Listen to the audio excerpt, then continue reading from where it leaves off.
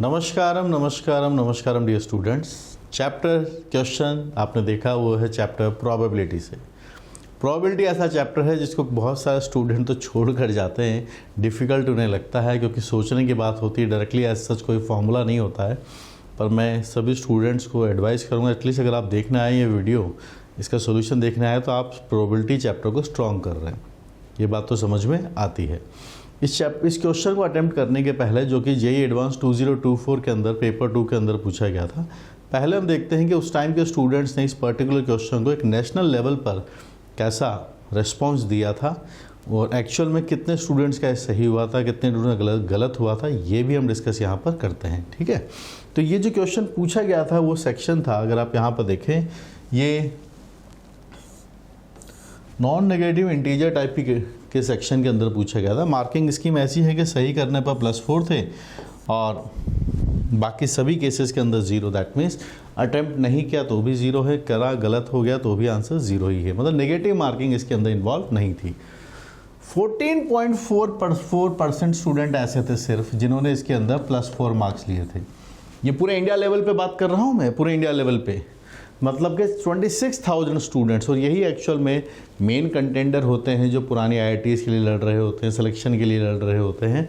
तो 14.44% स्टूडेंट्स का ये सही हुआ था। 60% स्टूडेंट ऐसे थे जो इस क्वेश्चन को गलत करके आए थे, जिनको 0 मार्क्स मिला। नेगेटिव मार्किंग नहीं होते हुए भी आप देख सकते हैं 25% स्टूडेंट ने इसको अटैम्प्ट ही नहीं किया। तो ये सीधा वो स्टूडेंट्स हैं जो प्रोबेबिलिटी को छोड़कर गए होंगे कि हाँ प्रोबेबिलिटी का क्वेश्चन आएगा तो मुझे टाइम भी ख़राब नहीं करना है। कोई प्रॉब्लम नहीं, अगर कभी आप किसी ऐसे चैप्टर को छोड़कर आते हैं जिसको आपको कवर ही नहीं किया, सिलेबस को रिवीजन क्या थ्योरी नहीं पड़ी है, तो फिर उस पर टाइम वेस्ट मत करो। लेकिन ये जो चैप्टर थोड़ा सा बदनाम है, पर इतना भी भयंकर चैप्टर ये नहीं है। लॉजिकली और एक सिस्टमेटिक तरीके से अगर इसको पढ़ा जाए तो yes we can score in this chapter also. चलिए क्वेश्चन पढ़ते हैं। प्रोबेबिलिटी चैप्टर में अंदर क्या होता है कि लैंग्वेज वाली क्वेश्चंस होते हैं। अब ये पूरी लैंग्वेज को पहले समझना होता है कि क्या क्या बातें बोली जा रही हैं। जैसे कि यहाँ दिया हुआ है, bag contains n balls out of which 3 balls are white, 6 are green and remaining balls are blue. तो इसके अंदर क्या हुआ, पहले समझाया जा रहा है कि एक बैग है, उसके अंदर 3 बॉल्स कैसी हैं, वाइट है। इसकी हमें प्रैक्टिस करनी होगी। समझे कि लैंग्वेज को हाथों हाथ डिकोड करते हुए चलना, एक एक लाइन का मीनिंग समझना और इन छोटे छोटे इन्फॉर्मेशन को नोट डाउन करते हुए भी चलना। ठीक है, क्योंकि अगर ये हमें ऑफलाइन में पेपर मिला होता तो हम वहीं पे अंडरलाइन कर लेते। ये पेपर बच्चों को मिला होगा कैसे, स्क्रीन पर। अब आप स्क्रीन पर तो पेन से मार्क कर नहीं सकते, अंडरस्टैंड, तो फिर आपको इससे पढ़ के अपनी कॉपी पे कुछ ना कुछ नोट डाउन करने की आदत डालनी होगी। जो 3 balls are white, 6 balls are green, remaining balls are blue. Assume that balls are identical otherwise. ठीक है, कलर्स के अलावा बाकी सब केसेस के अंदर बॉल्स आइडेंटिकल हैं और जो सेम कलर की बॉल्स हैं वो तो सेम ही होंगी, colour wise they can be differ. 3 balls are drawn randomly one after the other without replacement. This is very important, without replacement. एक बार अगर एक बॉल निकाला है तो उसको वापस नहीं रखा है। Okay, I stands for 1 2 3, WI GI and BI denotes the ball drawn at ith draw in a white ball is a white ball, green ball और blue ball respectively. That means अगर कहीं पर W1 लिखा गया है, इसका मतलब है ith ड्रॉ बोला है, इसका मतलब फर्स्ट ड्रॉ में वाइट आया है। कहीं पर अगर W2 लिखा जाएगा तो क्या बोला जाएगा, क्वेश्चन समझा रहा हूँ मैं, सेकेंड ड्रॉ के अंदर वाइट बॉल आया है। कहीं पर अगर G1 लिखा हुआ है तो क्या मतलब हुआ उसका, इसका मतलब फर्स्ट ड्रॉ के अंदर ग्रीन बॉल आया है। और अगर कहीं पर B3 लिखा हुआ है तो फिर क्या मतलब होगा उसका, थर्ड ड्रॉ के अंदर ब्लू बॉल आया है। कहीं पर अगर B2 लिखा हुआ होगा तो मतलब है सेकंड ड्रॉ के अंदर ब्लू बॉल आया है। ये नॉमेनक्लेचर यहाँ पर बनाया जा रहा है, WI GI BI करके ऐसी बातें बताई जा रही है। तो यहाँ तक हम पढ़ लिए क्वेश्चन को। अब कुछ डेटा गिवन है कि यहाँ पर जो लिखा हुआ है PW1 common, G2 common, B3 का डेटा दे रखा है और एक कंडीशनल प्रोबेबिलिटी हमें और गिवन है, कैपिटल हमको निकाल कर बताना है।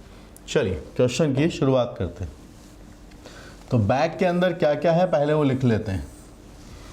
सो 3 यहाँ पर वाइट बॉल है, 6 बॉल्स आपके पास ग्रीन है और बचा हुआ कितना बॉल है, रिमेनिंग बॉल्स कितना है, n-9 आर ब्लू, ये ब्लू बॉल्स है। ठीक है, अब हमें क्या दिया है, क्या पूछा, वो हम समझ लेते हैं। हमें एक डेटा गिवन है, ये वाला डेटा। इसका मतलब समझिए कि फर्स्ट वाइट बॉल ड्रॉ हुआ है एंड सेकंड वाले ड्रॉ में ग्रीन बॉल आया है और थर्ड वाले ड्रॉ के अंदर ब्लू बॉल आया है। ये डेटा हमको गिवन है। ओके, कंडीशनल प्रोबेबिलिटी का क्या केस होता है बताइए मुझे। A/B अगर कहीं लिखा है, इसका मतलब क्या होता है कि P ऑफ B ये तो हो चुका है और यहाँ आता है दोनों का कॉमन, यहाँ आता है दोनों का कॉमन।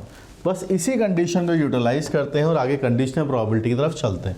एक डेटा हमें गिवन है, इसका मतलब समझाइए क्या बनेगा। इसका मतलब बनेगा कि ये बनेगा PB3 और कॉमन लिया जाएगा आपके पास से ये, divided by this data, it is 2/9। भाई इस फॉर्मूले को यूटिलाइज करके हम ये तो लिख ही सकते हैं। मतलब प्रोबेबिलिटी को प्योर मैकेनिकल तरीके से सॉल्व करने की कोशिश करेंगे। A/B का, A/B का फॉर्मूला तो ये होता है, ये गिवन था, बस वही लिखा और कुछ एक्स्ट्रा नहीं किया। ठीक है, और ये बैक के बारे में इंफॉर्मेशन लिखी है।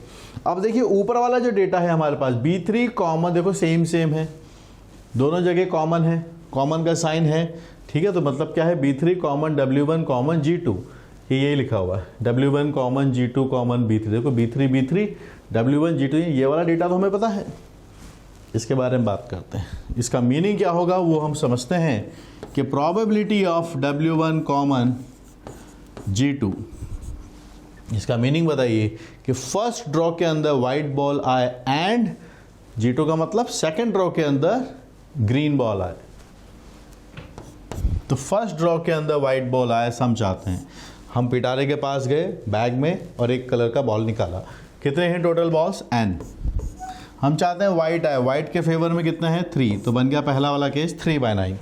फर्स्ट ड्रॉ के अंदर W1 हम चाहते हैं, यानी फर्स्ट ड्रॉ के अंदर व्हाइट बॉल आए। ठीक है, सक्सेसिव के अंदर अगला क्या होने वाला है, बॉल्स को वापस नहीं रखेंगे, मना किया है, विदाउट रिप्लेसमेंट थी बात।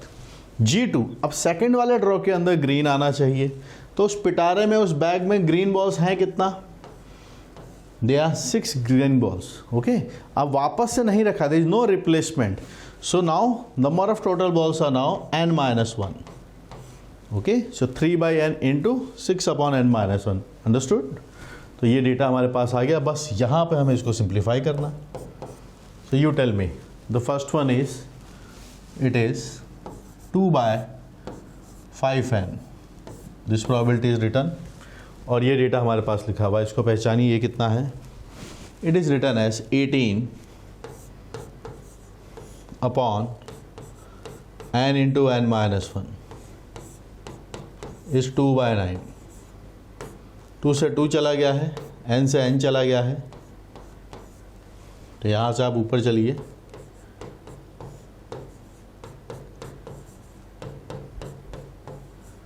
तो आपको डेटा पता चलेगा, n-1 is written as 10, so the value of n is 11, value of n is 11। इस बात के मार्क्स थे। तो अभी तो हमने देखा कि कितने परसेंट स्टूडेंट क्या, 14% स्टूडेंट्स को सही क्या है।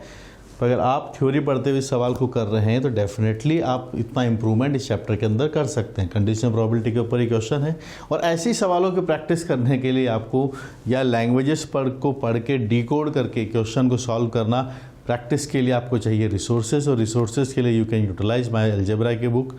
ऑब्वियसली बात है, प्रोबेबिलिटी PNC के लिए, और मैथमेटिक्स की जो अदर ब्रांचेस हैं, कैलकुलस है, कोऑर्डिनेट ज्योमेट्री है, ट्रिग्नोमेट्री है, वेक्टर 3D है, PYQs आप सॉल्व कर रहे हैं उसके लिए, मेंस, एडवांस, ये सब चीज़ें आपके लिए अवेलेबल हैं। ऑल आर मतलब कि मेरे थ्रू निकले हुए हैं।